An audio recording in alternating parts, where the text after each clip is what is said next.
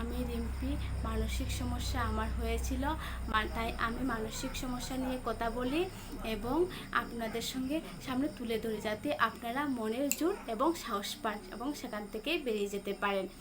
আজ আমি বলবো অ্যাংজাইটিতে প্রচণ্ড রোগের ভয়। আমারও সেটা ছিল প্রচণ্ড পরিমাণে, যে এতটাই ছিল আমি সারাদিন অস্থিরতার মধ্যে কাটাতাম এই রোগের ভয় নিয়ে। আমার এমনও হয়েছে যে আমার গলায় একটা কাশির থেকে রক্ত বেরিয়েছিল। আমি ভেবে নিয়েছি যে আমার টিবি হয়ে গেছে।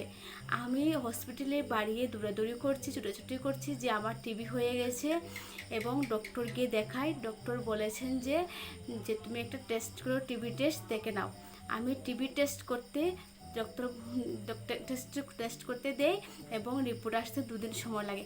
ওই 2 দিন আমি ঘুমাতে পারিনি, খেতে পারিনি, সারাটা দিন আমার অস্থিরতায় কেটেছে রিপোর্ট আসার আগ পর্যন্ত। কিন্তু যখন রিপোর্ট আসলো তখন রিপোর্ট নর্মাল আসলো এবং ডাক্তার বলল সেটা গলা কাশি থেকে একটু হয়েছে, কিন্তু আমি ভেবে নিয়েছি টিবি হয়ে গেছে। আমার পেটে ব্যথা করলে মনে হতো আমার পেটে গোলব্লাডারে স্টোন হয়ে গেছে, মাথায় ব্যথা করলে মনে হতো টিউমার হয়ে গেছে, আর যদি আমার গলায় ব্যথা করতো তবে মনে হতো আমার ক্যান্সার হয়ে গেছে। আসলে সেটা ভেবে নিয়ে কোনো লাভ নেই। যদি আপনার মনে হয় যে কোনো সমস্যা হচ্ছে, পেটের ব্যথা হচ্ছে, ডক্টর দেখান।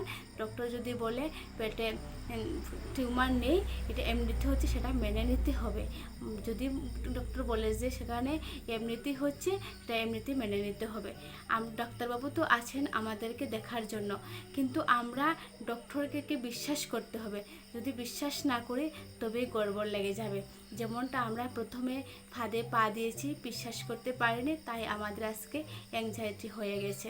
যেমন এটার থেকে আমি ধীরে ধীরে মুক্তি পেয়ে গেলাম। কি করে? আমি ধীরে ধীরে যখন পেটে ব্যথা করতো তখন আমি প্রথমে হসপিটালে দৌড়াতাম। যখন আমি কাউন্সিলিং পরিষেবা নিলাম সেখানে আর যেতাম না। আমি ধীরে ধীরে বুঝলাম যে যদি প্রচণ্ড ব্যথা হয় তবেই যাব, যে এই টুটি ব্যথা সব মানুষেরই হয়ে থাকে। তখন আমাদের সেটা দিকে বেশি মনোযোগ থাকে, কারণ তখনই আমাদের শুধু একটাই রোগের চিন্তা, মৃত্যু চিন্তা এসব আসে। তাই আমাদের অন্যদিকে ফোকাস কম থাকার কারণে সেদিকে আমাদের ফোকাস বেশি থাকে।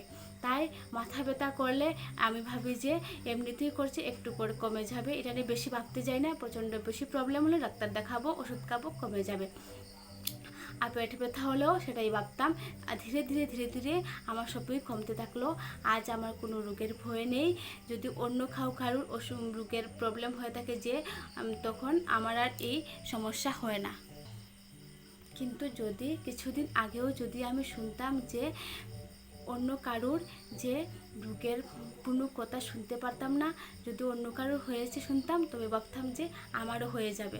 কিন্তু সেটা সম্পূর্ণ মিথ্যে, যে এটা অন্য কারোর যদি হয়ে থাকে তবে আমার কেন হবে? তাহলে অন্য কেউ যদি দেখি সুস্থ, তাহলে তো আমিও অনেক সুস্থ থাকতে পারতাম। এটা এমন কোনো কথা নয় যে ওর হয়েছে আমার হয়ে যাবে আর ও সুস্থ, অন্য মানুষ সুস্থ আছে মানে আমি সুস্থ থাকবো। আমরা মানুষ, আমাদের সুস্থ অসুস্থ দুটোই থাকবে। সুস্থ থাকলে সুস্থটাকে মেনে নিতে হবে, অসুস্থ থাকলে অসুস্থতাকে মেনে নিতে হবে।